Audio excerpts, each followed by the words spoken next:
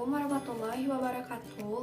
Perkenalkan, nama saya Nek Anissa Nurajijah dari kelas F1 Manajemen akan mempresentasikan rangkuman dari beberapa materi komunikasi bisnis. Yang pertama yaitu tentang dasar komunikasi dan komunikasi bisnis. Komunikasi itu berasal dari bahasa Latin, yaitu communico dan communicare yang artinya membuat sama. Dalam bahasa Inggris adalah communication yang artinya suatu pertukaran informasi, konsep, ide, dan perasaan. Secara luas, pengertian dari komunikasi adalah suatu proses saling menukarkan informasi antar individu atau kelompok dalam suatu sistem yang lazim, baik itu berupa sinyal, simbol, ataupun suatu tindakan. Unsur-unsur komunikasi. Aristoteles menyatakan bahwa unsur-unsur komunikasi itu ada 3, yaitu siapa yang berbicara, apa yang dibicarakan, dan siapa yang mendengarkan. Unsur-unsur komunikasi lainnya yaitu yang pertama sender yang artinya komunikator, yang kedua message atau pesan, yang ketiga channel atau yang artinya media atau saluran, yang keempat receiver yang artinya komunikan, dan yang terakhir feedback atau umpan balik. Feedback atau umpan balik merupakan respon yang disampaikan komunikan atau penerima pesan setelah menerima pesan dari komunikator. Pentingnya feedback adalah memberikan efek positif apabila si penerima pesan itu bisa mengambil sisi positif darinya. Sekalipun feedback yang disampaikan mengenai kekurangan atau hal yang bersifat negatif. Yang saya ketahui, feedback terdiri dari 3, yaitu feedback positif, feedback negatif, dan feedback netral. Feedback positif adalah yang hasilnya memberikan komunikan persetujuan atau mengikuti usulan yang disampaikan kepadanya. Mereka menerima respons sesuai dengan tujuan dari komunikator. Itu artinya mereka sama-sama paham tentang hal yang dikomunikasikan. Yang kedua, feedback negatif. Feedback negatif isinya kebalikan dari feedback positif. Di sini komunikan akan merespons dengan pernyataan yang tidak setuju, bahkan bisa bersikap acuh tak acuh atau malah bersikap tidak menyukai apa yang telah disampaikan kepadanya. Yang ketiga, feedback netral. Umpan balik ini berada di tengah-tengah alias tidak jelas ke arah negatif ataupun positif. Contohnya itu ketika Anda tidak menanggapi hal yang disampaikan kepada Anda atau alias diam saja. Selanjutnya, jenis-jenis komunikasi. Jenis komunikasi berdasarkan cara penyampaian terdiri dari 2, yaitu komunikasi tertulis dan komunikasi lisan. Komunikasi tertulis adalah komunikasi dengan media yang ditulis. Biasanya dilakukan melalui aplikasi ataupun media teknologi. Contohnya itu seperti mengirim pesan melalui email, WhatsApp, Telegram, dan lain-lain. Sedangkan komunikasi lisan merupakan komunikasi yang terjalin secara langsung tanpa adanya jarak yang berarti. Contohnya itu seperti meeting dengan klien, wawancara kerja, atau 2 orang yang sedang mengobrol atau berbicara. Jenis komunikasi berdasarkan ruang lingkupnya juga terdiri dari 2, yaitu komunikasi internal dan komunikasi eksternal. Komunikasi internal adalah komunikasi yang berada di dalam batas ruang lingkup organisasi itu, di mana interaksi akan terjadi hanya antar individu di dalam organisasi itu saja. Sedangkan komunikasi eksternal adalah komunikasi yang dilakukan sebuah organisasi kepada publik. Misalnya seperti jumpa pers, pameran, publikasi program TV dan radio, serta bakti sosial. Selanjutnya tentang bisnis. Bisnis berasal dari bahasa Inggris yaitu business atau busy, yang artinya sibuk. Dapat diartikan suatu kesibukan atau aktivitas seseorang maupun kelompok. Jadi, bisnis adalah suatu aktivitas pekerjaan seseorang ataupun kelompok yang mendatangkan penghasilan atau keuntungan atau nilai tambah. Sedangkan komunikasi bisnis adalah komunikasi yang digunakan dalam dunia bisnis dalam mencakup berbagai macam bentuk komunikasi, baik itu komunikasi verbal maupun komunikasi non-verbal. Tujuan komunikasi bisnis. Tujuannya yaitu untuk memberikan informasi, memberikan persuasi, dan melakukan kolaborasi. Selanjutnya yaitu unsur-unsur dalam komunikasi bisnis. Di dalam dunia bisnis, kegiatan komunikasi setidaknya harus memiliki unsur tertentu. Adapun unsur-unsur komunikasi bisnis itu yaitu yang pertama, tujuan. Setiap komunikasi perlu memiliki tujuan dan maksud tertentu. Yang kedua, terdapat pertukaran. Komunikasi setidaknya melibatkan dua orang atau lebih, yaitu komunikator dan komunikan. Yang ketiga, berisi informasi, gagasan, opini, atau instruksi. Ini merupakan isi pesan yang dimaksudkan dalam komunikasi. Yang keempat, menggunakan cara personal atau impersonal. Komunikasi bisa dilakukan secara tatap muka ataupun melalui perangkat khusus atau bahkan melalui media massa, tergantung tujuannya. Yang kelima, memakai simbol atau sinyal.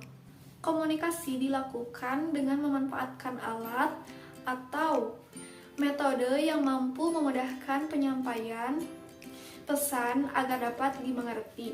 Yang keenam, mencapai target atau tujuan organisasi. Pencapaian tujuan harus sejalan dengan misi perusahaan yang sudah ditetapkan. Selanjutnya, saya akan menjelaskan materi yang kedua, yaitu mengenai bentuk-bentuk komunikasi bisnis. Pada dasarnya, ada dua jenis komunikasi yang lazim digunakan dalam dunia bisnis, yaitu komunikasi verbal dan komunikasi non-verbal. Yang pertama, komunikasi verbal. Komunikasi verbal merupakan salah satu bentuk komunikasi yang lazim digunakan dalam dunia bisnis untuk menyampaikan pesan kepada pihak lain, baik itu secara lisan maupun tertulis. Contohnya seperti membuat dan mengirim surat pengantar ke suatu perusahaan. Yang kedua, komunikasi nonverbal. Komunikasi nonverbal merupakan salah satu bentuk komunikasi yang dilakukan dengan menggunakan gerakan-gerakan tubuh atau body language yang sebagai alat komunikasinya. Contohnya seperti mengerutkan dahi untuk menunjukkan sedang berpikir keras atau menggelengkan kepala untuk menunjukkan tanda tidak setuju. Komunikasi nonverbal itu sangat penting, terutama dalam kaitannya dengan penyampaian perasaan seseorang dan emosi seseorang. Tujuan komunikasi verbal menurut Thiel dan Buffy dalam Excellence in Business Communication yaitu untuk memberikan informasi, mengatur alur suatu percakapan, mengekspresikan emosi, memberikan sifat melengkapi, menentang atau mengembangkan pesan-pesan verbal, mengendalikan atau mempengaruhi orang lain, dan mempermudah tugas-tugas khusus. Selanjutnya, saya akan menjelaskan materi yang ketiga, yaitu mengenai perencanaan pesan-pesan bisnis. Perencanaan pesan bisnis adalah proses komposisi penyusunan pesan bisnis. Proses itu sendiri terdiri dari perencanaan tujuan audiens, ide, saluran, pengorganisasian ide, membuat draft, merangkai kata atau kalimat atau paragraf, dan merevisi. Tujuan dalam perencanaan bisnis harus dievaluasi apakah tujuan realistis, tepat waktu, dan dapat diterima. Tujuan juga harus dapat diuji apakah sesuai dengan kemampuan, ketepatan waktu dan orang, dan selaras dengan tujuan organisasi. Proses penyusunan pesan umumnya terdiri dari 3 tahap sederhana, yaitu yang pertama, perencanaan pesan. Dalam hal ini, ditentukan hal-hal yang mendasar dari suatu pesan yang akan disampaikan. Secara rinci, tahap perencanaan tersebut meliputi 1.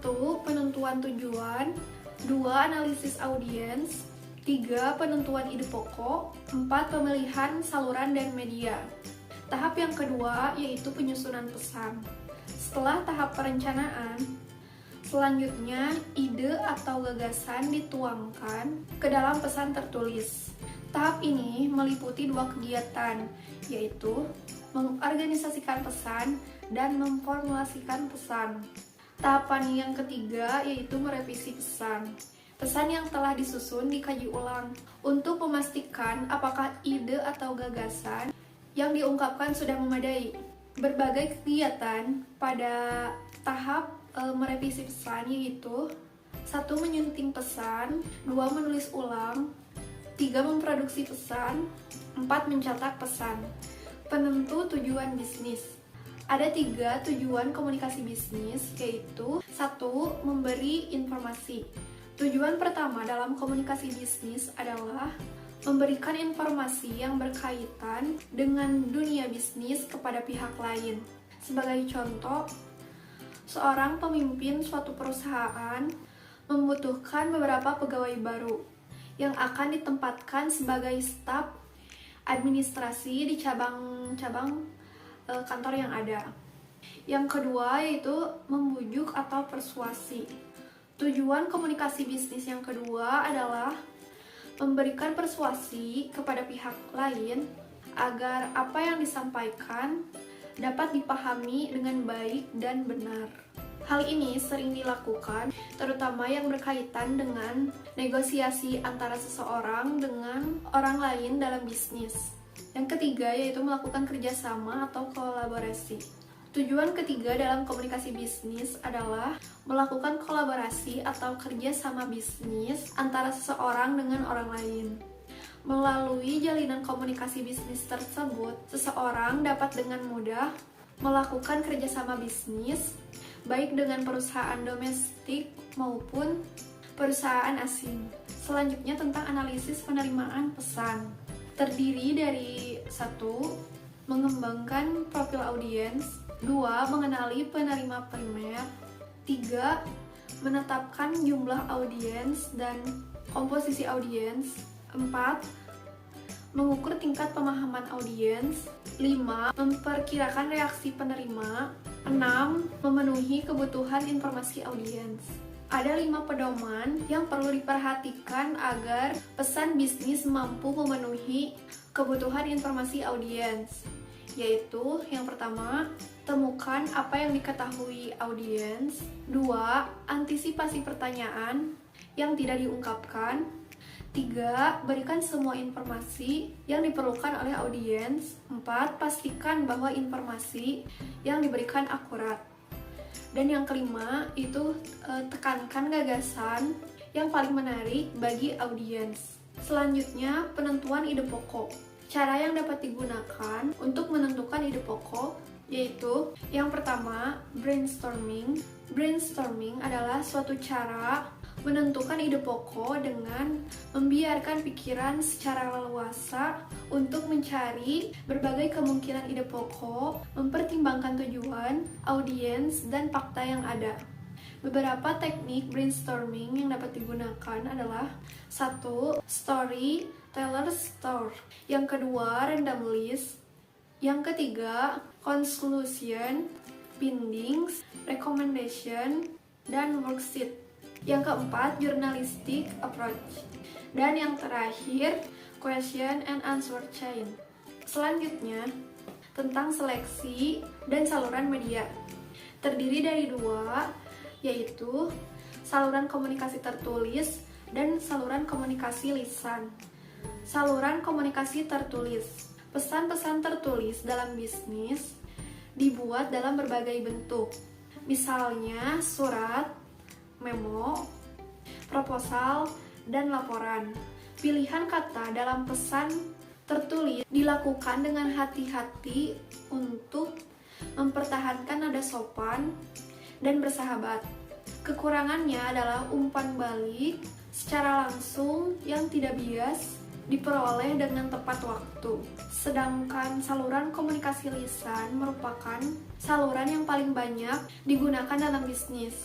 Komunikasi itu terdiri antara lain percakapan antara dua orang secara langsung atau tatap muka melalui telepon, wawancara, pidato, seminar, pelatihan, dan presentasi bisnis. Saluran itu disukai karena sederhana, spontan, nyaman, praktis, ekonomis, dan memiliki kemampuan yang lebih tinggi dalam memberikan feedback. Selanjutnya, saya akan menjelaskan materi yang keempat, yaitu tentang penulisan dan revisi pesan bisnis. Teknik-teknik penulisan pesan bisnis terdiri dari satu, direct request, yang artinya surat permintaan atau permohonan langsung, meliputi pembukaan, penjelasan rinci, dan penutup. Maksud dari direct request adalah untuk mendapatkan suatu respon dari pembaca, apakah menjawab pertanyaan, mengirim barang atau jasa, atau tindakan lainnya. Surat-surat direct request dapat digunakan untuk berbagai macam aplikasi seperti melakukan pesanan, barang atau jasa, surat undangan bisnis, surat reservasi, meminta informasi, mengajukan klaim, atau aduan maupun permohonan kredit. Teknik penulisan pesan bisnis yang kedua yaitu permintaan atau pesan-pesan rutin. Pertama, dilakukan dengan pendekatan langsung. Kedua, dilakukan dengan pendekatan tanya jawab. Ketiga, bersifat good news atau goodwill. Good news bertujuan untuk menjaga hubungan dengan pelanggan maupun mengembangkan strategi bisnis melalui pemberian harga yang kompetitif, berkualitas, dan mudah diperoleh. Kemudian pemilihan metode promosi yang tepat. Sedangkan goodwill bertujuan untuk memberikan perasaan positif bagi klien maupun customer terhadap perusahaan atau produk atau jasa. Mengembangkan pesan-pesan persuasif. Kegiatan persuasif yang efektif mencakup 4 komponen penting, yaitu yang pertama, menetapkan kredibilitas. Yang kedua, membuat kerangka argumentasi audiens. Yang ketiga, menghubungkan audiens dengan hal-hal logis. Yang keempat, posisi penulis atau penyampai pesan dengan penggunaan bahasa yang baik dan tepat. Menetapkan kredibilitas, contohnya itu seperti 1. Melakukan kegiatan sesuai fakta, misal melalui dokumen, statistik, hasil riset, bukti kegiatan yang nyata. Yang kedua, yaitu melakukan kegiatan sesuai tugas dan tanggung jawab. Yang ketiga, yaitu objektif dalam melakukan penilaian. Yang keempat, menghargai dan jujur dalam berperilaku. Yang kelima, yaitu mempunyai latar belakang yang baik dan dapat dipercaya. Dan yang keenam, yaitu selalu siap memberikan bantuan berupa nasihat, konsultasi, maupun bimbingan terhadap sesama anggota perusahaan. Kerangka argumentasi dilakukan setelah dikemukakannya bukti-bukti, fakta, dan temuan lainnya.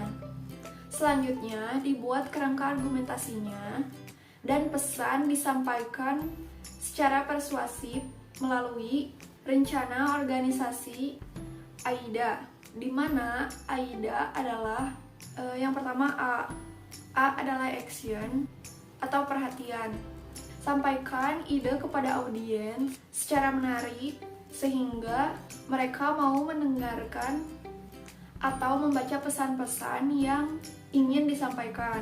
Yang kedua yaitu I. I artinya interest atau minat atau kepentingan. Jelaskan relevansi pesan kepada audiens dan manfaatnya bagi kepentingan mereka. Yang ketiga yaitu desire atau hasrat atau keinginan. Perhatian maupun minat audiens terhadap pesan-pesan yang Anda sampaikan, usahakan agar dapat menumbuhkan hasrat atau keinginan untuk melakukan sesuatu. Yang terakhir yaitu action atau tindakan. Pada bagian ini, penulis atau pembicara menyarankan tindakan yang spesifik agar audiens mau mengubah pandangan atau perilaku atau sikap terhadap pesan yang diterimanya.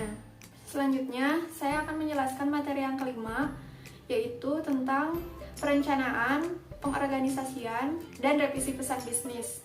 Hal-hal yang menyebabkan pesan-pesan tidak terorganisir dengan baik terdiri dari 1. Karena bertele-tele, 2. Karena memasukkan bahan-bahan yang tidak relevan, 3. Menyajikan ide-ide secara tidak logis, 4.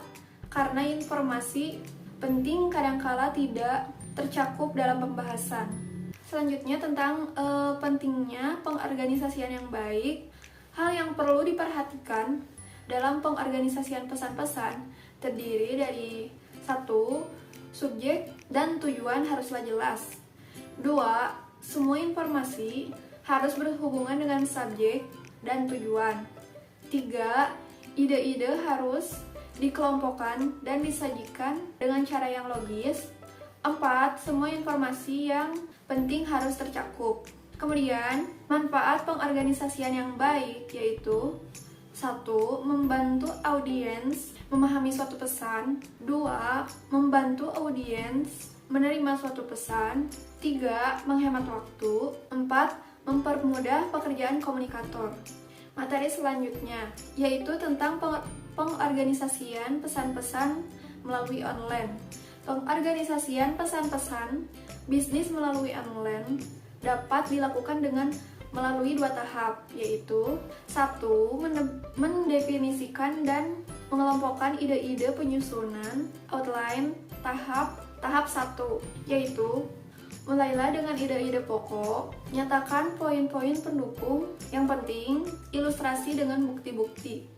2. Menetapkan urutan ide melalui perencanaan organisasi, penyusunan outline tahap 2, yaitu melalui pendekatan langsung dan melalui pendekatan tidak langsung. Setelah menganalisa kemungkinan reaksi audiens dan memilih suatu pendekatan umum, pemilihan rencana organisasional bisa melalui direct request, pesan-pesan rutin, good news atau goodwill, pesan-pesan bad news, atau pesan-pesan persuasif.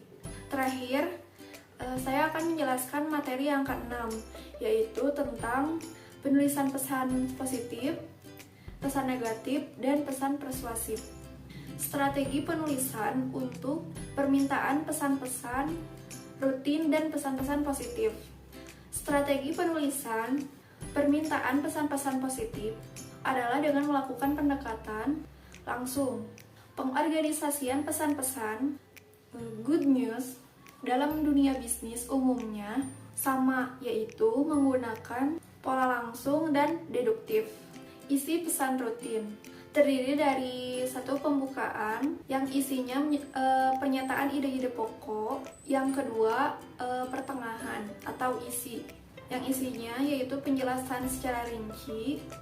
Dan yang ketiga yaitu penutup.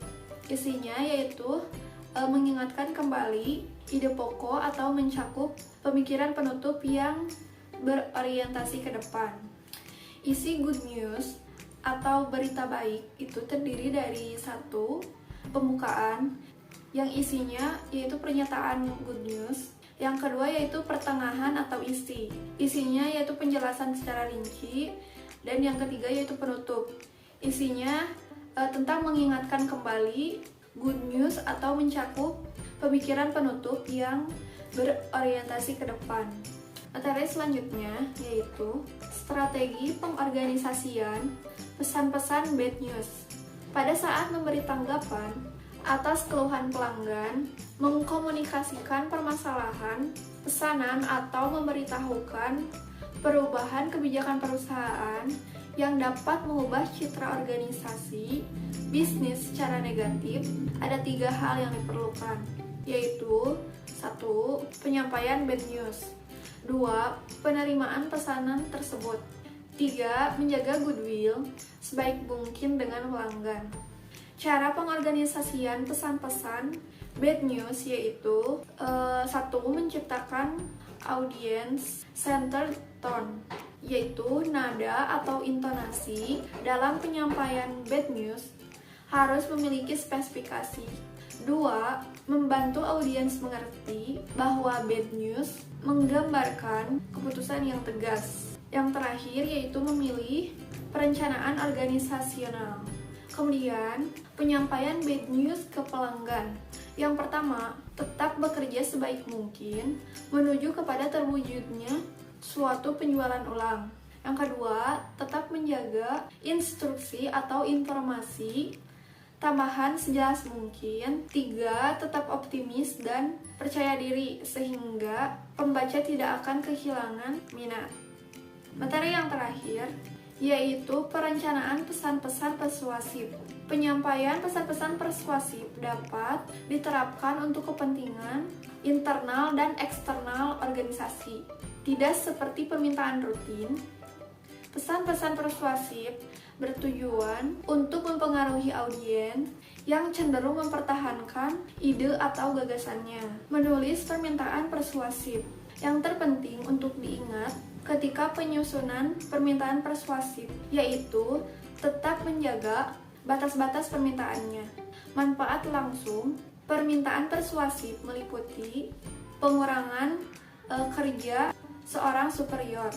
Sedangkan manfaat tidak langsung yaitu meliputi peningkatan atau perbaikan moral karyawan dan peningkatan prestis dan lain-lain.